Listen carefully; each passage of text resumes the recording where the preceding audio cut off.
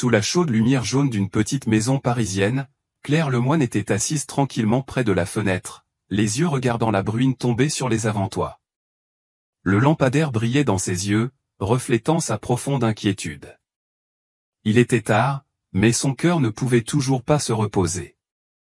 Claire posa doucement sa main sur son ventre, là où elle s'attendait autrefois à ce qu'une petite vie apparaisse. Cela fait 8 ans qu'elle et Thierry Monnier se sont mariés, mais la petite maison n'a toujours pas de rire d'enfant.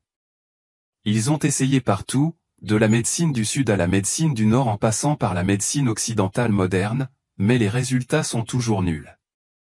Chaque mois, chaque test de grossesse est un moment où elle espère puis est déçue. En regardant ses camarades tenant des enfants dans leurs bras, son cœur lui faisait à nouveau mal. La porte s'ouvrit doucement, Thierry entra, tenant une tasse de thé chaud, la posa sur la table et s'assit à côté de sa femme. Il l'entoura de ses bras, sa voix douce. « Et ne sois plus triste, nous trouverons un autre moyen. » Claire restait silencieuse. Elle savait qu'il avait le cœur brisé autant qu'elle. Il avait toujours semblé optimiste, mais elle comprenait, au fond, à quel point il désirait avoir un enfant. « Faut-il essayer l'insémination artificielle ?» suggéra doucement Thierry. Claire y avait pensé, mais le coût était trop élevé et les chances de succès n'étaient pas élevées. Elle regarda par la fenêtre. La pluie tombe toujours dehors, sur le porche. S'il y avait une chance, aussi mince soit-elle, devrait-elle essayer? Finalement, après de nombreuses nuits de réflexion, Claire et Thierry ont décidé de se lancer dans l'aventure de l'insémination artificielle. Les mois suivants furent une série d'injections, d'examens et d'attentes tendues. Thierry était toujours à ses côtés, préparant chaque petit déjeuner, lui rappelant de prendre ses médicaments à l'heure puis l'accompagnant à l'hôpital. Il lui tenait fermement la main comme pour lui donner de la force. Petit à petit, le corps de Claire a subi de petits changements. Les accès prolongés de vertige et de nausée la fatiguaient, mais elle n'osait pas se plaindre. Elle sait que Thierry fait également de son mieux pour elle. Chaque soir, il ramène à la maison ses plats préférés et raconte des histoires amusantes à l'entreprise pour la faire rire. Puis le jour du test de grossesse est enfin arrivé. Les deux hommes étaient assis dans la salle d'examen, le cœur battant à tout rompre lorsque le médecin entra. En regardant son doux sourire, Claire avait une intuition sur quelque chose. Félicitations au couple, Claire est enceinte. À ce moment-là, les larmes lui montèrent aux yeux. Thierry était également sans voix et ne pouvait que serrer fort sa femme dans ses bras. Mais ce qui les a le plus surpris, c'est la déclaration suivante du médecin. Ce n'est pas qu'un bébé, c'est 7. L'espace parut silencieux pendant quelques secondes. Claire regarda le médecin sans cligner des yeux, pensant avoir mal entendu. Thierry fut lui aussi abasourdi puis éclata de rire, un rire à la fois inattendu et ému. Vraiment cet enfant? Le docteur hocha la tête. C'est exact. C'est un cas rare. Mais comme il s'agit d'une grossesse multiple, Claire devra être extrêmement prudente. Il y aura de nombreux risques, tant pour la mère que pour le bébé. Ces mots furent comme un coup dur porté à la réalité. Avant que la joie ne s'apaise, l'inquiétude surgit. Thierry serra la main de Claire, les yeux pleins de détermination. Nous y arriverons. Je serai toujours avec toi. Cette nuit-là, ils rentrèrent chez eux encore sous le choc. Claire était allongée sur le lit, les mains sur son ventre, où cette petite graine de vie se formait peu à peu. Elle murmura comme s'il pouvait entendre, « Les enfants, je ferai de mon mieux pour vous protéger. » Thierry s'allongea à côté d'elle, posa la main sur son ventre et dit doucement, « Je n'arrive pas à croire que nous allons avoir cet enfant. » Claire rit, les larmes toujours au coin des yeux. « Je n'arrive pas à y croire non plus, mais je sais que nous pouvons le faire. Parce que nous sommes une famille. » Dans les jours qui ont suivi l'annonce qu'elle était enceinte de cet enfant, Claire Lemoine était à la fois heureuse et inquiète. Son ventre n'est pas encore gros, mais elle sent clairement les changements dans son corps. Chaque matin, quand je me réveille, j'ai la nausée. Parfois, elle était si fatiguée qu'elle ne pouvait pas sortir du lit. Mais Thierry est toujours à ses côtés, préparant le petit déjeuner, mélangeant le jus d'orange et lui rappelant de prendre ses vitamines à temps. Même si elle était fatiguée, Claire passait toujours du temps à lire des livres sur la grossesse, notamment sur les grossesses multiples. Elle s'est rendue compte que le risque de fausse couche, d'accouchement prématuré ou de complications lors de l'accouchement était très élevé. Le médecin lui a dit de faire attention, de trop limiter les déplacements et de rester mentalement détendue. Mais comment pourrait-elle ne pas être inquiète? Thierry remarqua la tension de sa femme. Un soir, il s'assit à côté d'elle, caressant doucement ses doux cheveux. « Chérie, ne réfléchis pas trop. Nous y arriverons ensemble. Je ferai tout pour assurer ta sécurité et celle des enfants. » Claire hocha la tête en s'appuyant sur son épaule. Elle croit en Thierry, croit en son amour. Mais il y a toujours une peur invisible dans mon cœur. Au fil du temps, le ventre de Claire grossissait de plus en plus. Elle a commencé à ressentir des mouvements doux à l'intérieur, des signes petits mais vitaux de ses enfants. La joie vient avec la fatigue. Son corps est devenu lourd, marcher et même dormir est devenu un défi. Un après-midi, Thierry rentra chez lui avec un grand berceau qu'il avait fabriqué lui-même. « Je veux me préparer moi-même pour les enfants. » Et dit-il, les yeux brillants de joie. En voyant la façon dont il essuyait chaque coin, vérifiait chaque vis, Claire sentit son cœur plus chaud que jamais. Mais la vie n'est pas toujours aussi paisible. Une nuit, pendant que Claire se reposait, Thierry lui dit qu'il sortait un moment pour acheter quelques affaires nécessaires. « Je serai bientôt de retour. » Et dit-il en l'embrassant sur le front avant de partir. Claire ferma les yeux, essayant de se détendre, mais pour une raison quelconque, elle se sentait mal à l'aise. Sa main posait inconsciemment sur son ventre comme pour rassurer ses enfants. Le temps passait, il faisait complètement noir mais Thierry n'était toujours pas revenu. Claire essaie d'appeler mais personne ne décroche. L'anxiété monta dans son cœur comme une vague féroce. Elle s'assit sur le lit, les mains jointes. 1 heure plus tard, le téléphone sonna. Claire décrocha précipitamment le téléphone, mais la voix. À l'autre bout du fil, ce n'est pas Thierry. C'était une voix masculine basse. « Êtes-vous l'épouse de Thierry Monnier ? Je suis policière. Nous avons le regret de vous informer que Thierry a eu un accident. » Claire bourdonnait, sa tête tournait, ses mains tremblaient tellement qu'elle faillit laisser tomber le téléphone. Elle ne se souvient pas comment elle a quitté la maison, elle sait seulement qu'en arrivant à l'hôpital, elle a vu un groupe de médecins et d'infirmières debout devant la porte de la salle d'urgence. Un policier s'est approché, les yeux remplis de sympathie. « Nous avons fait de notre mieux, mais il n'y est pas parvenu. » Le monde entier semblait s'effondrer sous ses yeux. Claire avait l'impression de tomber dans un abîme sans fond. « Pas question. Pas question. » Elle a crié, mais personne ne pouvait entendre la douleur au plus profond de son cœur. Les larmes coulaient de ses yeux, ses jambes s'effondraient sur le sol froid. Quelqu'un l'a aidée à se relever, quelqu'un l'a emmenée dans la chambre pour se reposer, mais elle ne ressentait plus rien. Toute la nuit, elle ne put que rester assise, immobile, le regard vide dans le vide. Les images de Thierry lui revenaient à l'esprit, sa façon de sourire, sa façon de poser sa main sur son ventre tous les soirs et de murmurer aux enfants. Les plans qu'ils avaient dessinés pour l'avenir étaient désormais tous réduits en cendres. Elle ne savait pas quand elle s'était endormie, mais lorsqu'elle a ouvert les yeux, la lumière du matin avait envahi la chambre d'hôpital. Une infirmière posa doucement sa main sur son épaule. « Vous devez rester en bonne santé. Et vos enfants. Ses enfants. C'est vrai, elle ne peut pas tomber. Thierry est parti, mais ces 7 enfants grandissent encore en elle.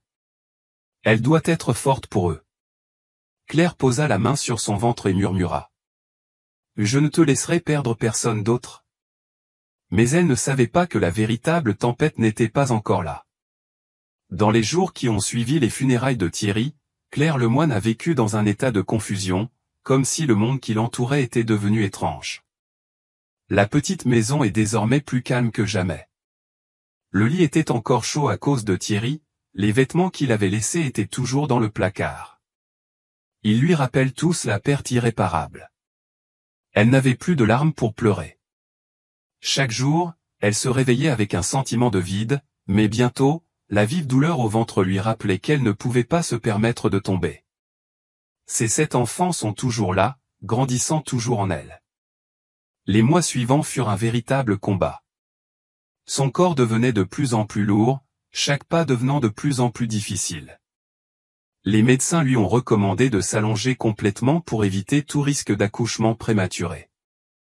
Mais être seule dans un appartement vide la rend encore plus seule. Chaque nuit, elle restait au lit, se tenant le ventre, murmurant aux petites créatures. « Les enfants, soyez sages. Nous devons être forts ensemble. Papa n'est plus, mais maman est toujours là avec vous. » Au fil du temps, son ventre est devenu si gros qu'elle pouvait à peine faire quoi que ce soit par elle-même. Marcher, manger, voir se retourner, dormir devient aussi un défi. Des amis et des voisins viennent parfois l'aider, mais elle doit surtout se débrouiller seule. Une nuit, alors que Claire tombait dans un sommeil agité, une douleur soudaine et intense la frappa. Elle ouvrit les yeux en signe de panique, serrant fermement son ventre alors que la douleur se propageait dans tout son corps. Des sueurs froides éclataient, sa respiration était rapide. Elle a essayé de prendre le téléphone, mais ses mains tremblaient tellement qu'elle a failli le laisser tomber par terre. Après plusieurs tentatives, elle a finalement composé le numéro d'urgence. La voix à l'autre bout du fil résonnait, mais elle ne l'entendait plus clairement. La douleur était si intense que son esprit devint brumeux. L'ambulance est arrivée avec des sirènes résonnant dans la nuit calme. Le personnel médical l'a rapidement placée sur une civière, mais à cause de la douleur, elle ne pouvait penser qu'à ses 7 enfants qui remuaient à l'intérieur. « Et s'il vous plaît, sauvez mon bébé », murmura-t-elle avant de sombrer dans l'obscurité. À son réveil, la lumière blanche de l'hôpital lui piquait les yeux. Un médecin se tenait à côté de lui, le visage sérieux. « Nous avons dû subir une intervention chirurgicale d'urgence. Les bébés sont nés, mais comme ils étaient prématurés, ils ont tous dû être placés dans une couveuse pour une surveillance particulière. » Claire cligna des yeux, essayant de comprendre ce que disait le médecin. « Et puis-je voir mon bébé ?» Sa voix était faible et rauque. Le docteur hocha la tête. Une infirmière l'a poussé dans un fauteuil roulant jusqu'à l'unité de soins intensifs néonatales. Lorsqu'elle regarda à travers le verre transparent, son cœur se serra. 7 cages de verre sont alignées dans une rangée, à l'intérieur se trouvent de petites créatures faibles. Si petits que ça lui faisait mal. Ils sont encore trop fragiles, trop petits. Elle n'entendait pas leurs cris, seul le bruit des machines et les battements de cœur résonnaient dans l'espace calme. Une infirmière posa doucement sa main sur son épaule. « Vous pouvez toucher les bébés, mais seulement légèrement. » La main tremblante de Claire toucha le verre. Elle se pencha et murmura doucement. « Maman est là, elle ne va nulle part. » Les jours suivants furent un voyage stressant. Elle a passé chaque minute avec ses enfants, surveillant chaque indicateur, écoutant chaque mot prononcé par le médecin. Mais un matin, un médecin entra, les yeux pensifs. « Nous avons de mauvaises nouvelles. » Le cœur de Claire battait à tout rompre, tout son corps se raidissait. Son 4e enfant n'a pas survécu. Le temps semblait s'arrêter. L'espace autour d'elle devint soudain vague. Elle entendait des gens parler, mais tout semblait recouvert d'une épaisse couche de brouillard. Elle a été ramenée dans sa chambre pour se reposer, mais n'a pas pu dormir. Les larmes coulaient silencieusement sur l'oreiller. Cette fois, la douleur est trop grande, trop cruelle. Mais alors, au milieu de la douleur, elle entendit un petit son. C'est un cri. Un de ses enfants. Elle s'assit, serrant son ventre vide. Même si elle souffrait, elle savait qu'elle ne pouvait pas abandonner. Parce que les 6 enfants restants se battent toujours pour vivre. Et elle va se battre avec eux. 4 semaines après son accouchement, Claire Lemoine est finalement sortie de l'hôpital, mais ses 6 enfants sont restés aux soins intensifs. Chaque jour, elle se rendait à l'hôpital, restait assise pendant des heures avec ses enfants, posant doucement ses mains sur la cage de verre comme si elle voulait transmettre sa chaleur à ces petites créatures. Le médecin a déclaré que même si les enfants étaient encore très faibles, ils avaient encore de l'espoir. Elle s'est accrochée à cet espoir et a vécu. Le premier jour de retour à la maison sans Thierry, sans les enfants, le petit appartement est soudain devenu plus froid et plus vide que jamais. Tout dans la maison était aussi intact que le jour où Thierry était là, le berceau qu'il avait fabriqué lui-même, les petits vêtements qu'ils avaient préparés pour les enfants. Tout était comme un couteau lui transperçant le cœur. Mais elle ne s'est pas laissée affaiblir. Elle doit être forte, car les 6 enfants se battent encore chaque jour. 3 mois plus tard, le premier enfant était en assez bonne santé pour quitter l'hôpital. Lorsque le médecin a placé le bébé dans ses bras, Claire a eu l'impression que tout le petit monde était dans ses bras. Sa petite main tenait fermement son doigt pour lui rappeler qu'elle n'était pas seule. Au fil des semaines, chaque enfant était ramené à la maison un par un. Au 5e mois, les 6 enfants étaient enfin avec elle. Mais le véritable défi ne fait que commencer. Chaque nuit, la petite maison n'est jamais calme. Lorsqu'un enfant s'endort, un autre pleure. Claire était épuisée mais devait encore la réconforter, la nourrir et changer les couches. Tous étaient dans un état de fatigue extrême. L'argent est rapidement devenu un gros problème. Les économies étaient presque épuisées et l'allocation n'était pas suffisante pour subvenir aux besoins de 6 enfants. Elle a essayé de trouver un emploi en travaillant à domicile, mais chaque jour était une lutte pour gagner du temps et de l'énergie. Certaines nuits, elle s'asseyait sur le lit, regardant ses enfants dormir profondément, les larmes coulant silencieusement. Thierry lui manquait tellement, sa façon de sourire, sa façon de la serrer dans ses bras lui manquait. Si Thierry était toujours là, peut-être que les choses auraient été plus faciles. Mais Thierry est parti, et elle doit continuer seule. Les voisins ont progressivement pris conscience de sa situation. Certaines personnes ont commencé à apporter de la nourriture, d'autres ont aidé à s'occuper de son enfant pendant quelques heures pour qu'elle puisse se reposer. La vieille dame qui habitait à proximité, bien que peu riche, apportait quand même un sac de riz et quelques œufs. « Il faut manger pour avoir la force de prendre soin de son bébé », dit-elle en lui tapotant l'épaule. Peu à peu, les étrangers sont devenus une famille. Une église voisine a organisé une collecte, l'aidant à acheter davantage de lait et de couches pour les enfants. Une autre mère célibataire lui a expliqué comment demander des subventions auprès d'organisations caritatives. Elle réalisa qu'elle n'était plus seule. Au fil du temps, les enfants ont commencé à grandir. Dès les premiers jours de faiblesse, ils peuvent désormais ramper, puis apprendre à se tenir debout, puis babiller et appeler leur mère. La première fois qu'elle a vu son bébé apprendre à marcher, Claire a fondu en larmes. Non pas parce qu'elle était triste, mais parce qu'elle comprenait que tous ces sacrifices en valaient la peine. Les premières années se déroulent dans la misère et le dénuement, mais Claire Lemoine s'adapte peu à peu à la vie de mère célibataire, élevant 6 enfants. Chaque jour, elle se lève tôt le matin, prépare le petit déjeuner des enfants, change les couches, les nourrit, puis travaille pour gagner de l'argent. La nuit, lorsque les enfants dormaient, elle continuait à coudre et occupait des emplois à temps partiel.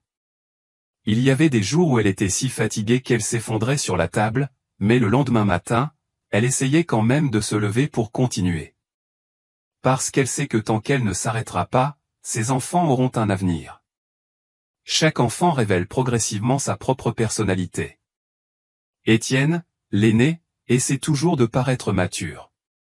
Le garçon étudie bien et prend toujours soin de ses jeunes frères et sœurs comme un véritable grand frère. Benoît Hébert est hyperactif, ne reste jamais assis, mais a un talent pour le dessin.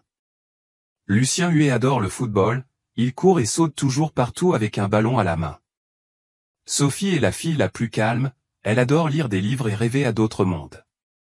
Nathalie et Anne, jumelles, s'accrochent toujours l'une à l'autre et font tout ensemble, des études aux espiègleries. En voyant grandir ses enfants, Claire est à la fois fière et inquiète. Elle avait peur de ne pas pouvoir leur donner une vie bien remplie, peur que l'absence de Thierry ne les affecte. Mais ensuite, elle s'est souvenue de ce que Thierry avait dit un jour, « Tant que nous sommes ensemble, tout peut être surmonté ». Elle ne sait pas ce que l'avenir lui réserve, mais elle est sûre d'une chose, elle fera tout pour protéger cette petite famille. Les années passent en un clin d'œil, les 6 enfants grandissent petit à petit. Claire Lemoine n'est plus la jeune mère qu'elle était. Des rides sont apparues sur son visage, ses mains étaient calleuses à cause de nombreuses années de dur labeur. Mais en voyant ses enfants grandir, elle sent que tous ces sacrifices en valaient la peine. La vie n'a jamais été facile. À mesure que les enfants entrent dans l'adolescence, de nouvelles difficultés surgissent. Les frais de scolarité augmentent et les besoins vitaux des enfants sont également plus grands. Étienne a commencé à travailler à temps partiel après l'école pour aider sa mère, mais cela ne suffisait pas pour joindre les deux bouts. Claire devait faire plus de travail, certaines nuits, elle restait éveillée jusqu'au matin pour terminer les commandes de couture des clients. Elle essayait toujours de garder le moral, mais son corps devenait de plus en plus faible. Les maux de tête apparaissent plus souvent, les membres deviennent parfois engourdis. Mais elle n'osait pas se reposer, car elle savait que si elle s'arrêtait, tout risquait de s'effondrer. En fin d'après-midi, alors qu'elle nettoyait la cuisine après un repas, Claire eut soudain le vertige. Tout devant ses yeux devenait flou, ses jambes perdaient toute force. Elle essaya de s'accrocher à la table, mais n'y parvint pas à temps. Son corps s'est effondré sur le sol froid. À son réveil, elle s'est retrouvée à l'hôpital. Entourée de visages familiers, Étienne, Benoît Hébert, Lucien Huet, Sophie, Nathalie et Anne, les 6 enfants qu'elle a élevés avec tout son amour. Maintenant, ils ont grandi. Leurs yeux étaient remplis d'inquiétude alors qu'ils la regardaient. Le médecin entra, la voix sérieuse. Votre mère a eu un léger accident vasculaire cérébral, mais si vous ne faites pas attention, la prochaine fois, cela pourrait être plus dangereux. Étienne prit la main de sa mère, la voix étranglée. Maman, tu dois te reposer. Je ne peux pas travailler aussi dur pour toujours. Claire voulait rassurer son enfant, mais elle savait que cette fois, elle ne pourrait pas cacher la vérité.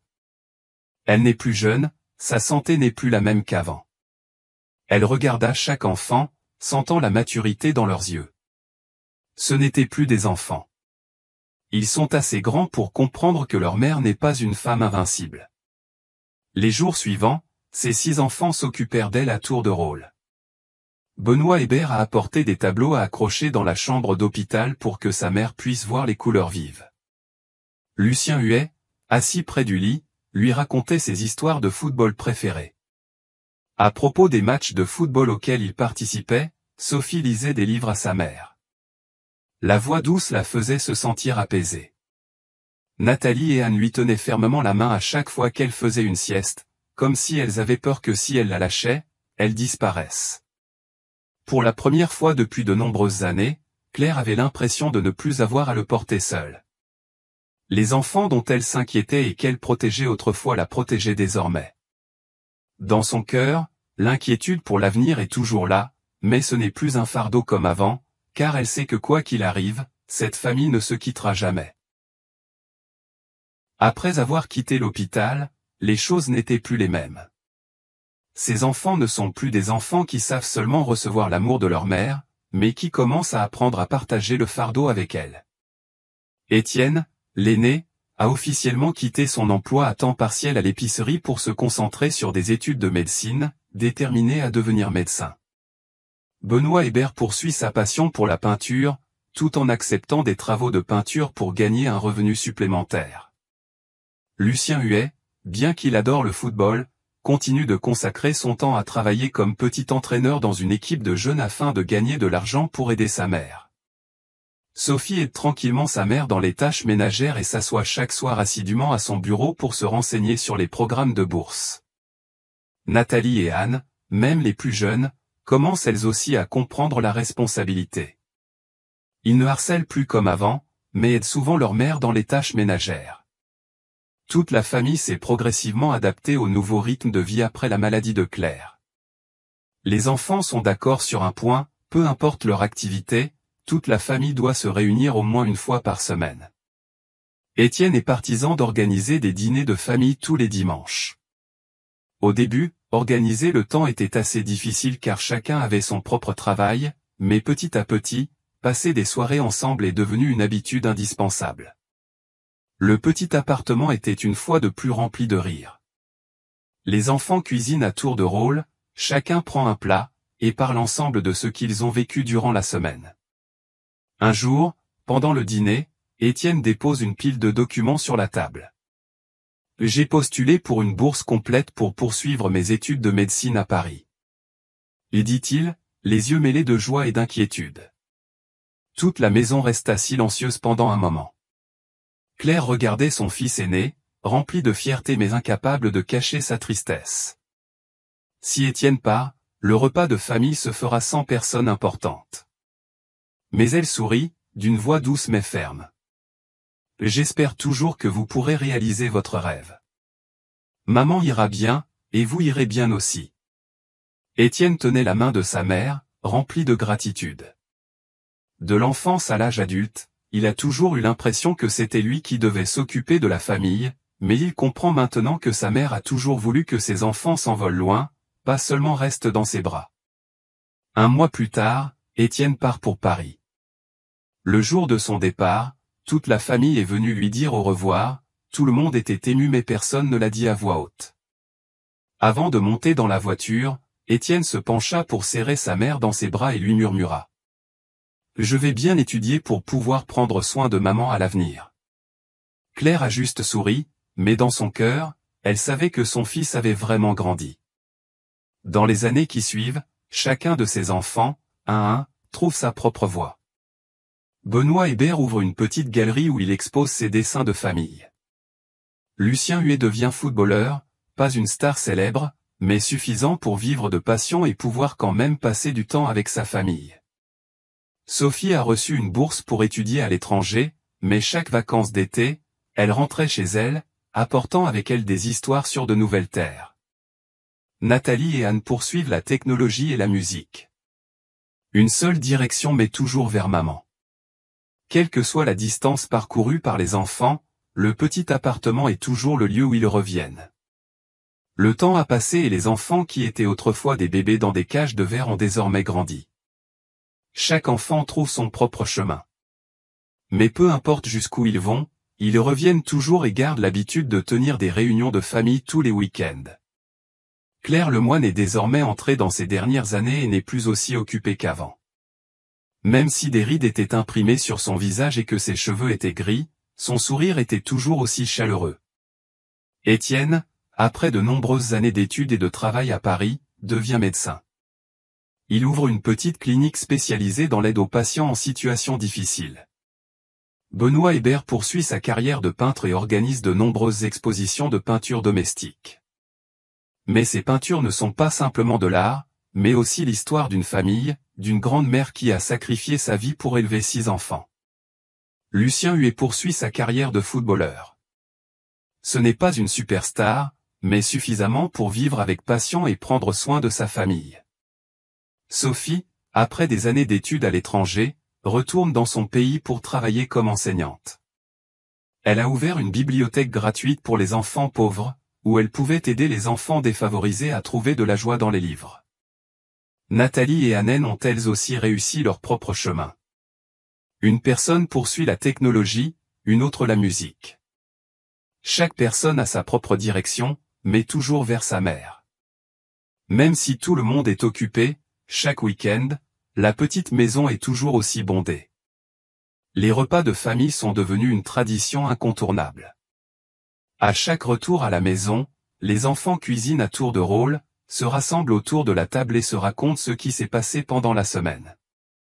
Un soir, alors que toute la famille dînait, Benoît Hébert posa soudain sur la table un tableau fraîchement peint.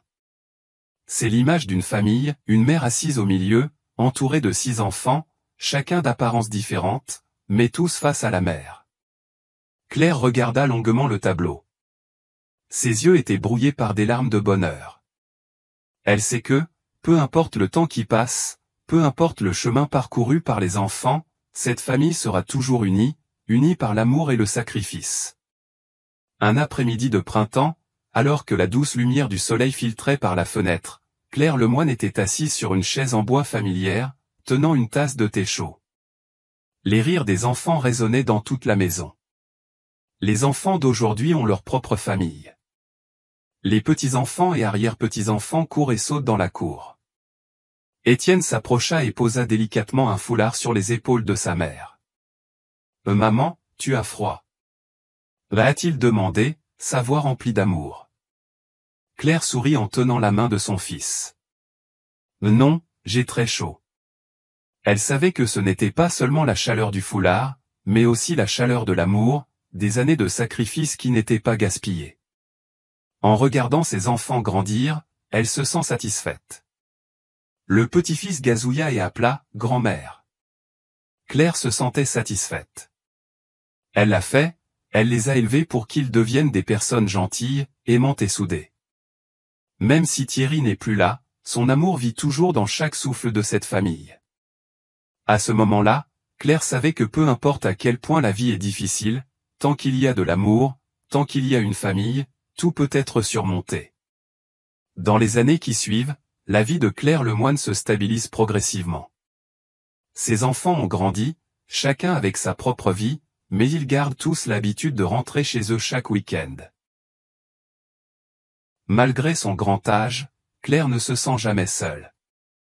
Chaque jour, elle se lève encore tôt, prépare une théière chaude, s'assoit près de la fenêtre et regarde les premiers rayons du soleil de la journée.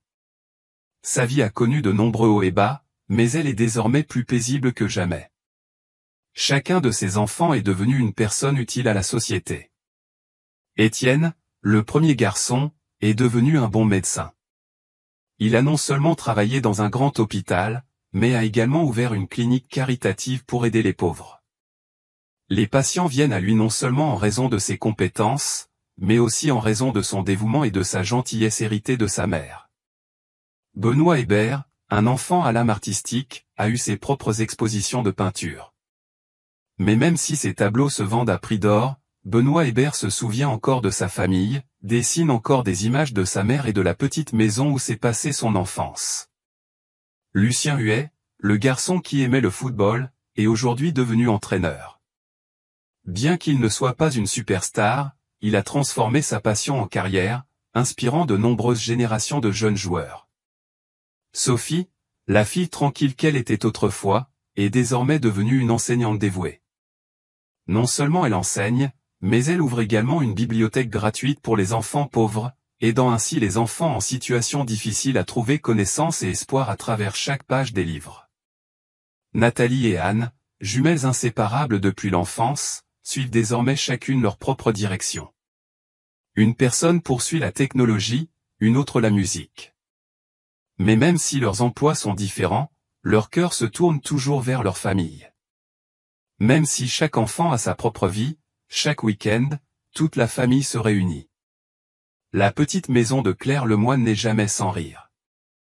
Les repas familiaux sont toujours maintenus, devenant une tradition incontournable.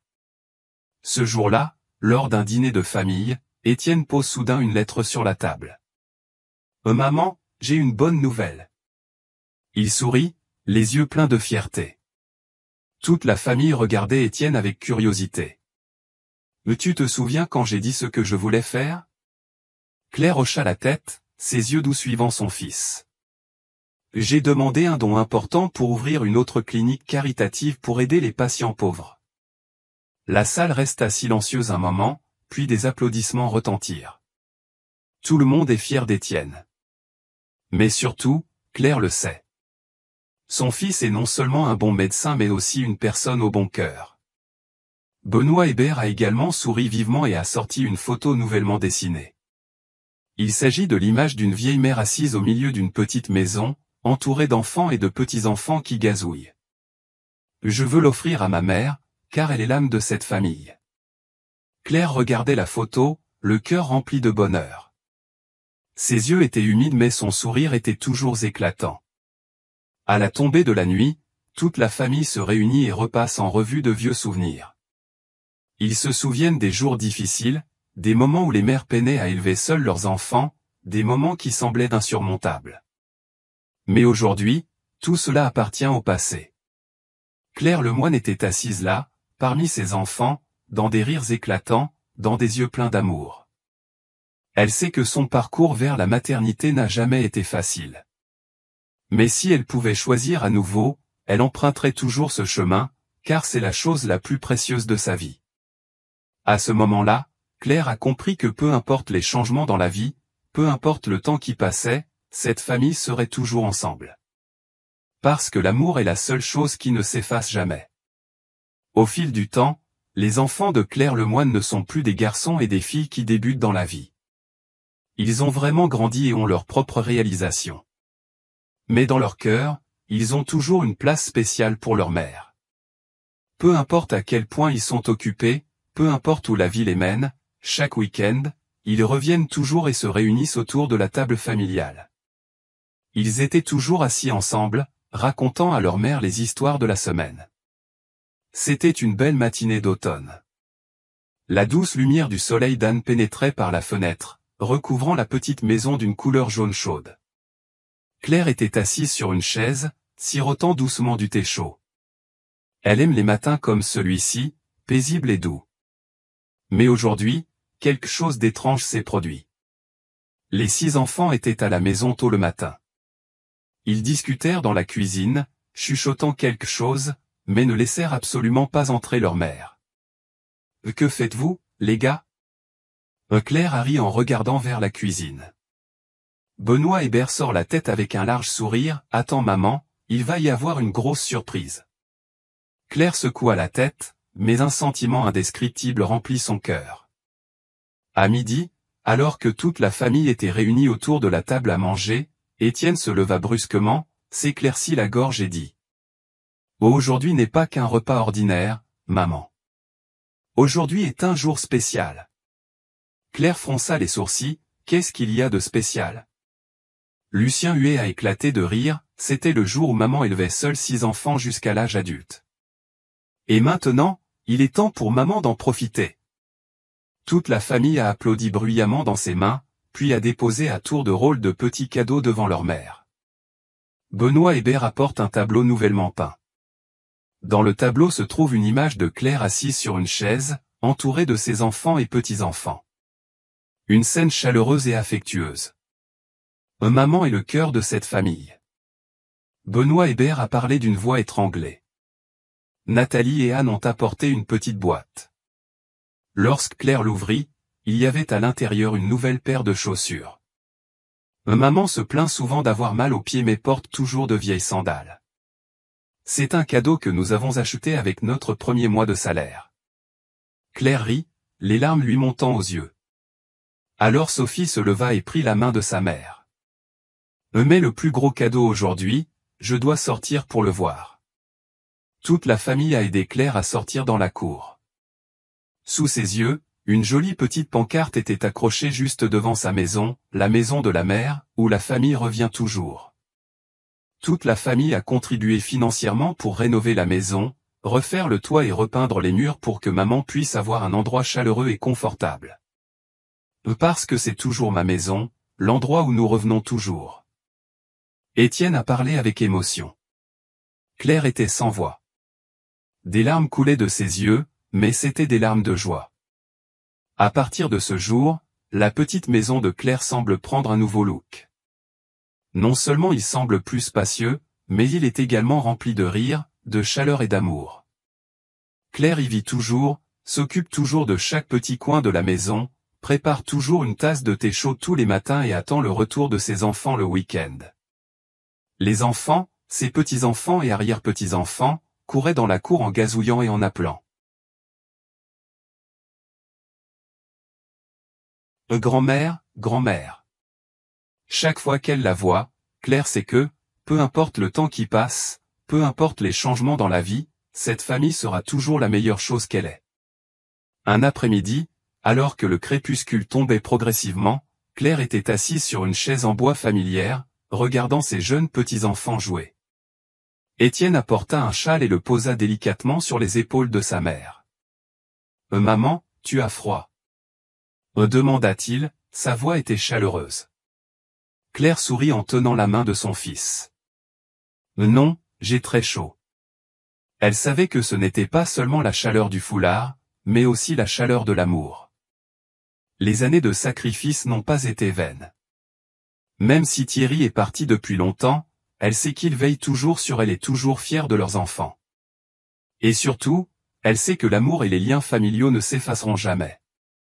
Dans les années qui suivent, la vie de Claire Lemoine se déroule dans la paix et le bonheur. Elle n'est plus aussi occupée qu'avant, il n'y a plus de nuit blanche à cause du travail ou de journées d'inquiétude à cause du fardeau de la nourriture, des vêtements et de l'argent. Désormais, ce qui la rend la plus occupée, ce n'est pas le travail ou l'argent, mais bien accueillir ses enfants à la maison, prendre des repas amusants en famille et avoir des petits-enfants qui discutent à ses pieds. Comme d'habitude, tous les dimanches, la petite maison est remplie de rires. Les enfants couraient dans la cour, les adultes se réunissaient dans la cuisine, cuisinant ensemble et discutant de vieilles histoires. Aujourd'hui est un jour spécial. Non pas parce qu'il y avait une grande cérémonie, mais simplement parce que toute la famille était présente. Étienne, après de nombreuses années de travail, est aujourd'hui un bon médecin. Vous pouvez dire avec fierté que vous avez réalisé votre rêve. Aujourd'hui, vous apportez une bonne nouvelle. Il vient d'être accepté dans un grand projet médical, où il peut aider plus de personnes. Le pauvre patient a déclaré qu'avec sa passion pour la peinture, il avait sa propre exposition de peinture. Mais peu importe où il va, il garde toujours l'habitude de dessiner des photos de sa famille et de sa mère. Lucien Huet est aujourd'hui entraîneur de football, mais chaque fois qu'il a du temps libre, il court encore chez lui pour jouer au football avec ses petits-enfants. Sophie travaille toujours dur, apportant chaque jour des livres aux enfants pauvres. Nathalie et Anne, bien que chacune dans un domaine différent, restent toujours aussi main dans la main. Claire regardait ses enfants, remplis de fierté face aux vieilles histoires. Après le repas, toute la famille s'est réunie et a rappelé de vieux souvenirs. « Tu te souviens de l'autre jour ?» Étienne sourit aux enfants. Avant, maman devait élever seule ses 6 vilains enfants, acquiesça-t-il et continua. Il fut un temps où ma mère était tellement épuisée qu'elle s'endormait directement sur la table. À cette époque, nous étions jeunes et ne comprenions rien, mais maintenant nous voyons qu'elle est vraiment géniale. Claire sourit, puis se souvint soudain de ses jours. Elle était si fatiguée qu'elle pensait ne pas pouvoir continuer, elle se sentait seule, elle souffrait, elle se demandait si elle était assez forte pour s'en sortir. Mais maintenant, en regardant ses enfants adultes, en regardant la famille heureuse réunie, elle sait que tous ces sacrifices en valaient la peine. « Est-ce que tu le regrettes, maman ?» demanda soudain Sophie. Claire secoua légèrement la tête. « Et si je pouvais choisir à nouveau, j'emprunterais quand même ce chemin, car elle sait que même si le voyage a été semé d'épreuves, il l'a conduite à ce moment, un moment d'épanouissement et de paix. » Cet après-midi-là, il s'est soudainement mis à pleuvoir. Toute la famille s'est rassemblée à l'intérieur, assise près de la fenêtre, regardant les gouttes de pluie tomber. Claire se souvenait du bon vieux temps, où elle aussi était assise ici, regardant la pluie tomber avec inquiétude. Mais maintenant, elle n'est plus inquiète, car à ses côtés se trouvent ses enfants aimants, une famille unie et des cœurs toujours tournés l'un vers l'autre. Un petit-fils a couru pour la serrer dans ses bras. « Grand-mère, s'il te plaît, raconte-moi une histoire. » Claire rit, prit son petit-fils dans ses bras, sa voix était chaleureuse. « D'accord, laissez-moi vous raconter l'histoire d'une mère qui a élevé seule 6 enfants. » Dehors, la pluie tombait toujours, mais à l'intérieur de Claire il n'y avait que chaleur et paix. Les années passèrent ainsi. La vie de Claire Lemoine devient plus lente. Elle n'a plus besoin de se précipiter comme avant, ni de nuit blanche à cause de l'inquiétude. Désormais, elle peut s'asseoir près de la fenêtre tous les matins, siroter un thé chaud et profiter de la paix dont elle rêvait autrefois. Même si elle est vieille, Claire ne s'est jamais sentie seule.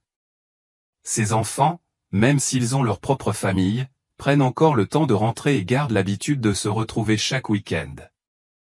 C'était un après-midi d'hiver, il faisait froid, mais dans la petite maison de Claire, l'air était toujours aussi chaud. Toute la famille était réunie, les enfants couraient partout, riaient et parlaient fort.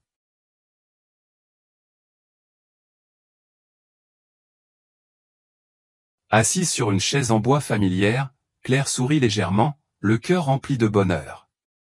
Étienne s'approcha et posa délicatement une écharpe en laine sur l'épaule de sa mère. « Maman, tu as froid. Claire tenait la main de son fils, les yeux pleins d'amour. Non, mon enfant. J'ai très chaud, non seulement à cause du foulard sur mes épaules mais aussi à cause de l'amour que mes enfants m'ont donné au fil des années. Après le dîner, toute la famille a soudainement sorti une petite boîte et l'a placée devant maman. Nous avons un cadeau spécial pour maman, a-t-il déclaré, les yeux brillants de joie. Claire ouvrit curieusement la boîte. C'était un livre, mais pas un livre ordinaire. C'est un mémoire. Chaque page est remplie de lignes sur son parcours, sur les jours difficiles mais pleins d'amour, sur les sacrifices silencieux qu'elle n'a jamais racontés. Chaque enfant en a écrit une partie, enregistrant des souvenirs, des émotions et des choses qu'il n'avait jamais mises en mots. Maman a passé toute sa vie à écrire l'histoire de sa famille. Sophie dit doucement, maintenant, nous voulons te laisser ces lignes, maman. Claire feuilletait les pages, les larmes coulant sur ses yeux. Pas des larmes de tristesse, mais de bonheur, de contentement. Elle n'a jamais voulu quelque chose de grand. Tout ce dont elle a besoin, tout ce qu'elle a toujours voulu, est sous ses yeux, une famille parfaite, avec des enfants qui réussissent, heureux et qui s'aiment toujours. Ce soir-là, après le départ des enfants, Claire s'assit seule près de la fenêtre. Sa main tenait toujours fermement le mémoire. Dehors, le ciel nocturne scintillait d'étoiles. Elle ferma doucement les yeux, se sentant plus soulagée que jamais. Dans sa tête, elle se souvient de l'image de Thierry, l'homme qu'elle aimait autrefois et qu'il avait quitté trop tôt. Mais son amour ne s'est jamais effacé dans son cœur. Elle savait que si Thierry pouvait le voir, il serait certainement très fier. Fier de leurs enfants, fier de la famille qu'ils ont bâtie ensemble et, surtout, fier de la femme qu'il aimait autrefois. Cette femme forte a élevé seule 6 enfants, a surmonté de nombreux hauts et bas, tout en gardant un cœur aimant. Claire serra doucement les mémoires dans sa main, puis leva les yeux vers le ciel. Dans son cœur, il n'y avait que la paix. Elle sait que peu importe ce que demain nous réserve, peu importe les changements dans la vie, l'amour et les liens familiaux ne seront jamais perdus. Parce que la famille est l'endroit où il y a toujours les uns les autres. L'histoire de Claire Lemoine n'est pas seulement le parcours ardu d'une mère célibataire, mais aussi un témoignage du pouvoir de l'amour, de la persévérance et du sacrifice. De ces jours incertains, elle ne s'est pas effondrée, mais elle a affronté avec force tous les défis. Même si elle a perdu son mari bien-aimé et élevé seule ses 6 enfants dans la pauvreté, elle n'a toujours pas abandonné. La plus grande leçon de cette histoire est que l'amour peut surmonter toutes les difficultés. Ce ne sont pas les choses matérielles, ni les conditions de vie, mais les sentiments et les liens entre les membres de la famille qui sont les choses les plus importantes. Lorsqu'une personne aime vraiment et est prête à se sacrifier pour ses proches, elle recevra finalement des fruits dignes. Peu importe le temps qui passe, peu importe les changements dans la vie, la famille reste un endroit où nous pouvons toujours revenir, où il y a des gens qui nous aiment inconditionnellement. Merci d'avoir écouté cette histoire. Je souhaite à tous de la joie, du bonheur et des moments précieux en famille.